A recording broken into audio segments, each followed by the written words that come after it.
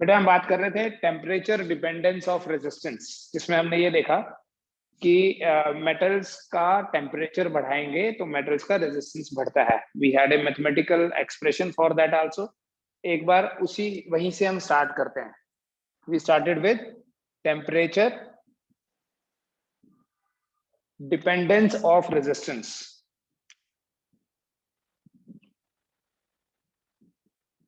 Temperature dependence of resistance. बेटा इस temperature dependence को समझने से पहले ये देखो कि what is the cause of resistance. Resistance होता क्यों है?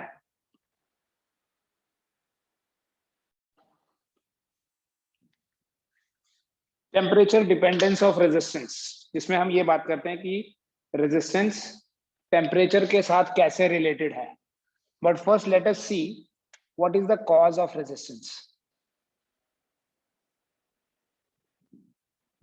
कॉज ऑफ रेजिस्टेंस, किसी भी कंडक्टर का रेजिस्टेंस होता ही क्यों है? कोई बता सकता है? What is the cause of resistance? बेटा how we define this resistance? This resistance is the opposition to the flow of current by a conductor.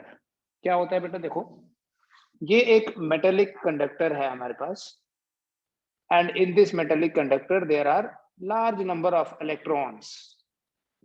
और ये इलेक्ट्रॉन्स जब हम बोलते हैं कि पोटेंशियल डिफरेंस लगाया, जब इलेक्ट्रिक फील्ड क्रिएट किया, तो ये इलेक्ट्रॉन्स एक दूसरे के साथ कोलाइड करते हुए आगे जाएंगे। ऐसा बिल्कुल नहीं होगा कि इलेक्ट्रॉन्स इंडिपेंडेंटली ट्रेवल कर रहे हैं। अब उस कोलिजन में होता क्या है? उस कोलिजन के कारण इलेक्ट्रॉन की जो डायरेक्शन है, मतलब टुवर्ड्स द पॉजिटिव एंड जा रहा था, बट मोमेंटरली वो डायरेक्शन चेंज हो जाती है। कैसे? ऐसे समझना, जैसे ये कोई रेलवे प्लेटफॉर्म है, ठीक है, और इस प्लेटफॉर्म के ऊपर बड़े सारे लोग यहाँ खड़े हैं। They are waiting for a train to arrive here on the station. और ट्रेन कोई ऐसी है कि जो यहाँ पर सिर्फ थोड़े से टाइम के लिए रुकेगी। एंड उस थोड़े से टाइम में क्या होगा? The gate will open for say 20 seconds, और उस 20 सेकेंड के बाद गेट बंद। तो हर आदमी की, maybe this is some kind of, ऐसे समझने के लिए बता रहा हूँ, ऑफिस टाइमिंग है और सबको ऑफिस पहुंचना है टाइम पे, तो सबकी टेंडेंसी होगी इस गेट से एंटर करने की। Now concentrate on one particular person, ये वाला, जिसके माइंड में एक पिक्चर बनी हुई है कि मैं ऐसे जाऊंगा। बट व्हाट हैपेंस, जैसे थोड़ा आगे जाता है, पीछे से उसको इधर तक का मिल जाता है, फिर यहाँ, एंड मे बी वो पहुंच भी गया, राइट? इन सारे इलेक्ट्रॉन्स के ऊपर एक फोर्स लग रही है जो उनको पॉजिटिव की तरफ पुश कर रही है, ठीक है, पॉजिटिव की तरफ भेज रही है। बट होता क्या है? बहुत हाई डेंसिटी है यहाँ, आपको बताया था 10⁻28 पर मीटर क्यूब। उसके कारण क्या होगा? इलेक्ट्रॉन्स के बीच में और फिक्स्ड आयंस हैं जो, उनके बीच में कोलिजन होगा। So what is the cause of resistance? The collisions among electrons and fixed ions of the metal. Collisions among electrons and fixed ions of the metal are responsible for the resistance of conductor.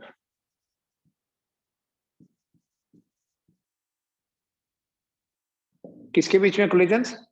Collisions among the electrons and fixed ions of the metal. और उन collisions के कारण क्या होता है? Electron को opposition मिलती है। इलेक्ट्रॉन एक एंड से दूसरे एंड पे पहुंचने में ज्यादा टाइम लगता है, उसी ऑपोजिशन को, जिसके कारण उसको ज्यादा टाइम लगा, उसी को रेजिस्टेंस बोलते हैं, ठीक है। So the cause of resistance is collisions. ये कोलिजन्स किसके बीच में होते हैं? Between electrons, among electrons and fixed ions. अब क्या होता है जब टेम्परेचर बढ़ाते हैं? टेम्परेचर बढ़ाने से क्या होगा? जो इसके फिक्स्ड आयंस है उनमें रैंडमनेस बढ़ना शुरू हो जाएगी। मतलब ये कोई आयन है, मान लो ऐसे फिक्स्ड है यहाँ पे, what happens due to temperature, इसमें भी वाइब्रेशन शुरू हो जाती है। तो यहाँ से इसने, इलेक्ट्रॉन ने इसको हिट किया, देन थोड़ी देर बाद ये फिर से हिट कर देता है। मतलब टेम्परेचर बढ़ाने से इन मॉलिक्यूल, इन आयंस की और इन इलेक्ट्रॉन्स की रैंडमनेस थोड़ी बढ़ जाती है, जिससे क्या होता है, ज्यादा कोलिजन्स होते हैं।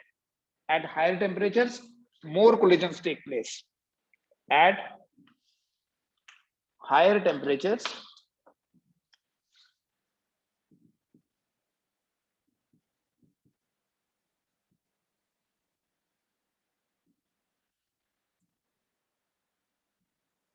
the collision frequency increases. collision frequency increases, इसका क्या मतलब हुआ? कोलिजन्स ज्यादा हो रहे हैं, रिलैक्सेशन टाइम कम हो जाता है। फ्रीक्वेंसी बढ़ी तो मतलब टाइम कम हो गया। इस तरह से भी समझ सकते हो आप। कोलिजन फ्रीक्वेंसी बढ़ने से क्या होता है, relaxation time decreases. Relaxation time decrease होने से क्या होगा, and so the resistance increases. Resistance increases. Collision frequency बढ़ेगी मतलब collisions will occur more frequently. Collision frequency बढ़ने से रिलैक्सेशन टाइम कम होगा, और रिलैक्सेशन टाइम कम होगा तो रेजिस्टेंस बढ़ जाएगा। ठीक है, कैसे? रिलैक्सेशन टाइम और रेजिस्टेंस का रिलेशन पढ़ा हुआ बेटा हमने। क्या रिलेशन था? The expression for resistance is R equals to ml over n e square a tau. This is the expression for the resistance of a conductor. तो यहां से आप बोल सकते हो R is inversely proportional to relaxation time. So बेटा जब हम टेम्परेचर बढ़ाएंगे, टेम्परेचर बढ़ाने से कोलिजन जल्दी जल्दी होंगे। ठीक है, कोलिजन जल्दी जल्दी होंगे तो ये रिलैक्सेशन टाइम कम होगा। How we define relaxation time? It is the time between two successive collisions. तो जब वो टाइम कम हो जाएगा तो ऑटोमेटिकली रेजिस्टेंस विल इंक्रीज। इसलिए at higher temperature the resistance of a conductor is more. ठीक है बेटा, अब ये सिर्फ मेटल्स के लिए बोला, ये रूल जो है this is valid for metals. Semiconductor में क्या होता है, इंसुलेटर में तो करंट फ्लो नहीं करती। सेमीकंडक्टर में क्या होता है, टेम्परेचर बढ़ाने से रिलैक्सेशन टाइम की बात नहीं करते, हम ये बोलते हैं कि टेम्परेचर बढ़ाने से ज्यादा इलेक्ट्रॉन्स अवेलेबल हो जाते हैं। पहले तो कम इलेक्ट्रॉन्स थे इसलिए कम करंट फ्लो करती थी। तो क्या होता है, व्हेन यू स्टडी सेमीकंडक्टर्स, तो वहां आप देखोगे कि टेम्परेचर बढ़ाने से बॉन्ड्स टूटते हैं। बॉन्ड टूटेंगे तो इलेक्ट्रॉन फ्री होंगे, इलेक्ट्रॉन फ्री होंगे तो करंट बढ़ेगी। इसलिए सेमीकंडक्टर में, आल्दो अभी हमने सेमीकंडक्टर्स नहीं पढ़ा है, बट फिर भी सेमीकंडक्टर में क्या होता है, लो टेम्परेचर पे कम इलेक्ट्रॉन्स अवेलेबल हैं। टेम्परेचर बढ़ाने से बॉन्ड्स जब टूटेंगे then more electrons will be available, and इसलिए तब करंट बढ़ जाती है। द रीजन इज, यहां पर रीजन क्या दे रहे हैं कि टेम्परेचर बढ़ाने से रिलैक्सेशन टाइम जो है वो कम हो रहा है, बिकॉज अब कोलिजन जो है वो जल्दी जल्दी हो रहे हैं। इसलिए मेटल्स में when you increase the temperature the resistance increases. मान लो ये आपने वैसे पढ़ लिया हुआ है कि R2 अगर रेजिस्टेंस है, या R1 बोल देता हूं, R बोल देता हूं, R0 बोल दो, R0 is the resistance at temperature 0 degree Celsius and R is the resistance at temperature suppose T degree Celsius. 0 degree Celsius पे मान लो रेजिस्टेंस है R0 और T डिग्री सेल्सियस पे रेजिस्टेंस है R। तो बेटा जो इंक्रीज इन रेजिस्टेंस होगा,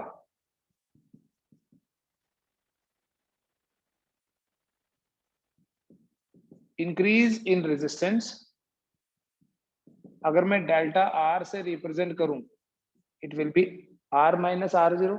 बिल्कुल वैसे जैसे हम थर्मल एक्सपेंशन पढ़ते हैं, increase in length, increase in area, increase in volume, it is directly proportional to एक तो ओरिजिनल रेजिस्टेंस और दूसरा इंक्रीज इन टेम्परेचर कितना किया। So that means R minus R0 is equal to some proportionality constant से alpha R0 into T। इस alpha को बोलते हैं temperature coefficient of resistance, temperature coefficient of resistance. So we say कि जो R है इट इज इक्वल टू, ये उधर जाके R0 1 plus alpha R0 into T, which means that R equal to R0 into 1 plus alpha t. R equal to R0 into 1 plus alpha t means R will be more than R0, because for metals this alpha is positive, for conductors this alpha is positive, and therefore R is greater than R0. अब ये आपने देख लिया पहले भी. अब मान लो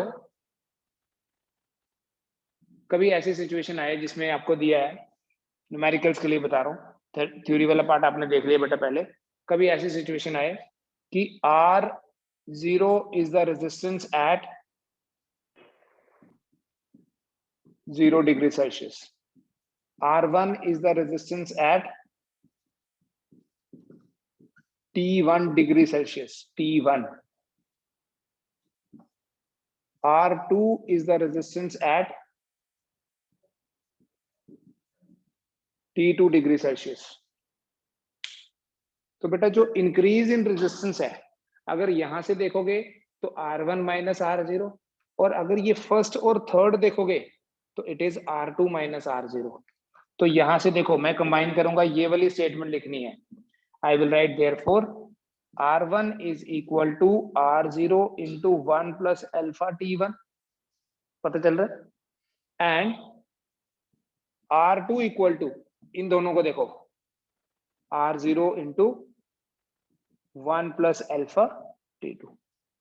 So if you want to find the ratio R2 by R1, it's going to be R0 into 1 plus alpha T2 divided by R0 into 1 plus alpha T1.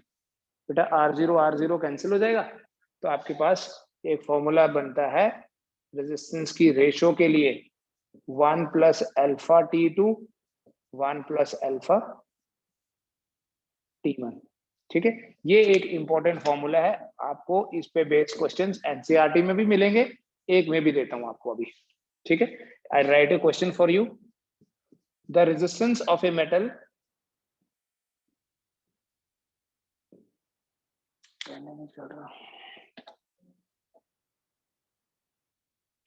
at 300 Kelvin,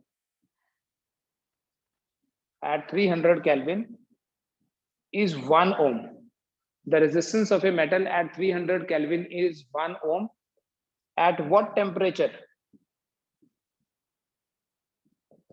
the resistance becomes 2 ohm? मतलब 1 ohm से 2 ohm कितने temperature पे हो जाएगा?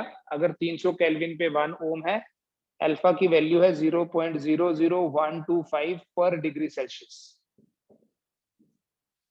0.00125 पर degree Celsius. इसमें मैं आपको ऑप्शंस दे देता हूं, कुछ ऑप्शंस आपको केल्विन में और कुछ डिग्री सेल्सियस में देता हूं. जैसे 854 केल्विन, 1127 केल्विन, 1127 डिग्री सेल्सियस, और इट इज 584 डिग्री सेल्सियस. ठीक है, ट्राई करें बेटा इसको. अगर केल्विन में दिया होगा तो आपको उसको डिग्री सेल्सियस में कन्वर्ट करना है. Like here T1 is 300 kelvin. Every time SI unit के साथ काम नहीं करना है. So this 300 kelvin will be 300 minus 273 degree Celsius.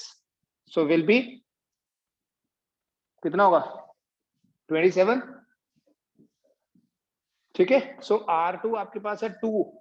It is given in the question कि रेजिस्टेंस बिकम्स 2 ओम, पहले 1 था, राइट? ये R1 ये cancel, 1 plus alpha T2 divided by 1 plus alpha T1. अच्छा, T1 तो गिवन है, कितना? 27. अभी आप क्रॉस मल्टीप्लाई करो, 2 times 1 plus 27 alpha equals to 1 plus alpha into T2. So 2 plus 54 alpha is 1 plus alpha T2. हो गया?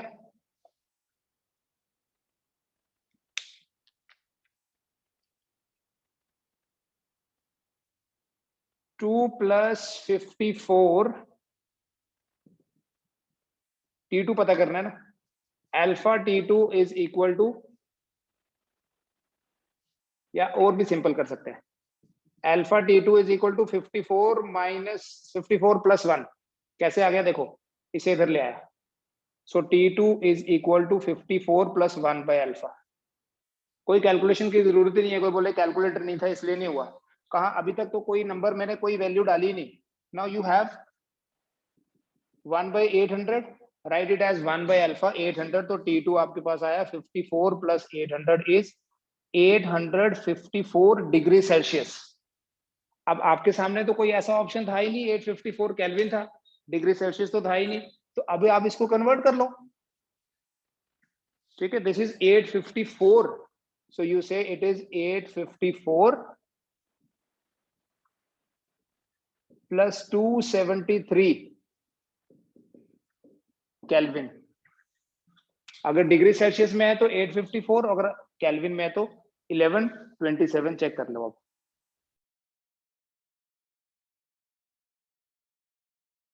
सर आपका माइक म्यूट है। Effective value of alpha calculate किया जा सकता है, दिस इज वेरी इंपॉर्टेंट। क्या है देखो, सपोज करो एक कंडक्टर है जिसका रेजिस्टेंस है R1 और इसका टेम्परेचर कोफिशिएंट है alpha 1। Another resistor alpha 2 R2, temperature coefficient alpha 2, resistance R2। अगर हम इनको सीरीज में जोड़ दें, ठीक है, सीरीज पैरेलल कॉम्बिनेशन आप पढ़ चुके हैं, तो सीरीज में जोड़ेंगे तो इफेक्टिव अल्फा कितना होगा, effective value of alpha in series. Derivation करनी होगी तो आप रेजिस्टेंस का जो फॉर्मूला है उसके बेसिस पे कर सकते हैं, alpha 1 R1 plus alpha 2 R2 divided by R1 plus R2। ठीक है, डायरेक्ट फॉर्मूला याद रखना है, डेरिवेशन भी कर सकते हैं हम इसकी। Alpha 1 R1 plus alpha 2 R2 divided by R1 plus R2।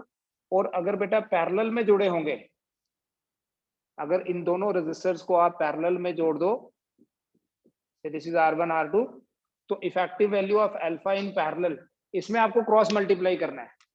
ठीक है, शॉर्टकट बता रहा हूं, अल्फा 1 R2 करोगे, alpha 1 R2 plus alpha 2 R1, again division में सेम है, R1 plus R2।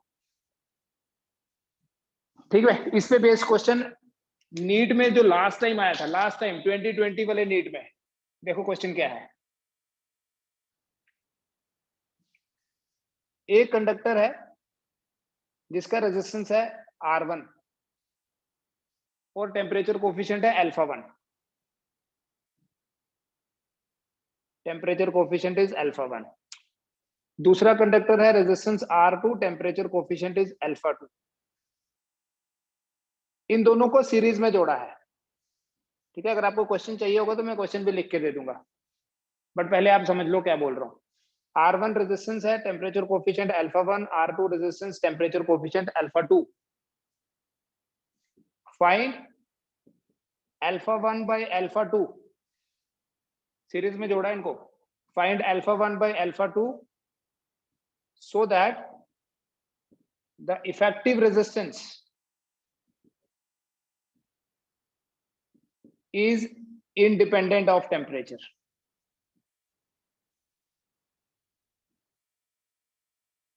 Alpha 1 alpha 2 की रेशियो फाइंड करनी है, ताकि जो इफेक्टिव रेजिस्टेंस है दोनों का इफेक्टिव रेजिस्टेंस मतलब R1 प्लस R2 जो है वो टेम्परेचर पे डिपेंड नहीं करे।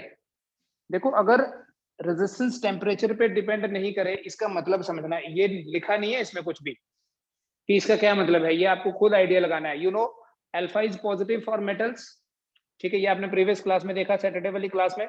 और इसमें एक चीज और बताई थी, इफ यू रिमेंबर, कि एलॉयज के लिए अल्फा की वैल्यू कम होती है, और उसमें ये बताया कि एलॉयज का रेजिस्टेंस ज्यादा नहीं बढ़ता, कम होती है इसलिए। तो अगर कोई रेजिस्टेंस इंडिपेंडेंट ऑफ टेम्परेचर है तो इसका मतलब उसका जो अल्फा है वो 0 है।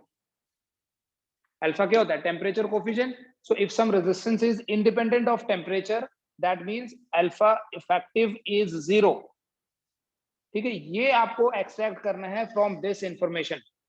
और since they are connected in series, बहुत आसान क्वेश्चन है अगर आपको ये पता है तो, और ये कॉन्सेप्ट आप यहां से निकाल पाओ, right? They are connected in series, so alpha is independent of temperature, resistance is independent of temperature, so you have alpha 1 R1 alpha 2 R2 divided by R1 plus R2 equal to 0।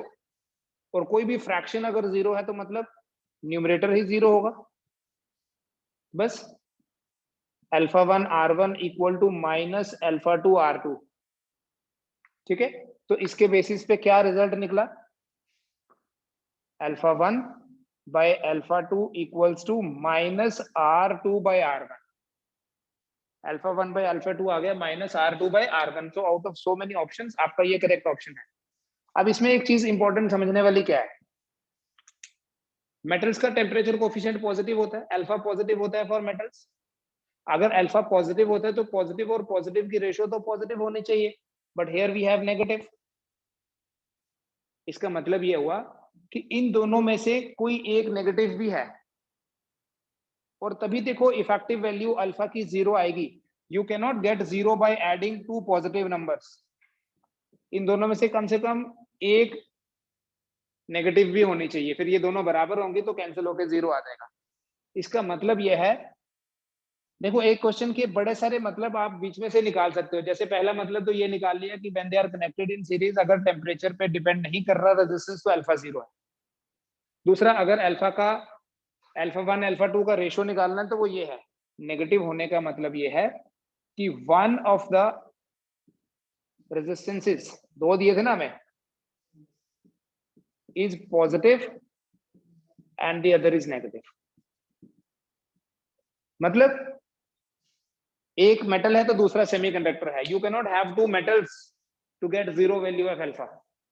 सो इधर R1 और R2 is a semiconductor, because for semiconductors alpha negative होता है, और तभी वो ratio जो है, ratio कौन सी वाली, इफेक्टिव अल्फा वाली, alpha 1 R1 plus alpha 2 R2 0 आ रहा है। रेजिस्टेंस तो कभी 0 होता ही नहीं है, तो ये R1 कभी 0 नहीं होगा, R2 कभी 0 नहीं होगा, तो ये एडिशन 0 आ रहा है। इसका मतलब या तो अल्फा 1 नेगेटिव है या अल्फा 2 नेगेटिव है, and that is why we have this negative. ठीक है, इसको देख लीजिए आप। R1 एक रेजिस्टर है जिसका टेम्परेचर कोफिशिएंट है अल्फा, R एक रेजिस्टेंस है, temperature coefficient is alpha. This is connected with another resistor in parallel with 2R and 3 alpha। एक कंडक्टर है जिसका, कंडक्टर नहीं बोलेंगे, मटेरियल बोलेंगे या कोई सब्सटेंस बोलेंगे, जिसका रेजिस्टेंस R है और टेम्परेचर कोफिशिएंट है अल्फा। दूसरा है उसका रेजिस्टेंस 2R है, उसका टेम्परेचर कोफिशिएंट है 3 alpha. They are connected in parallel, या इसको चेंज कर देते हैं, 3R and 2 अल्फा कर दो। They are connected in parallel. So what is alpha effective? Parallel में जोड़े हैं, ये ध्यान रखना। So parallel में क्रॉस मल्टीप्लाई करना, इसलिए मैंने ऐसे लिखा था। So it is R into 2 alpha। ठीक है, एक वो फ्लो में नहीं करते जाना कि सीधे सब एक जैसे ही हैं। It is 3R into alpha divided by R plus 3R। So it will become 5, R cancel हो जाएगा, 5 by 4 अल्फा। ठीक है, आज इतना करो, अभी थोड़ा टाइम है वैसे, बट कल हम थोड़ा ज्यादा कर लेंगे।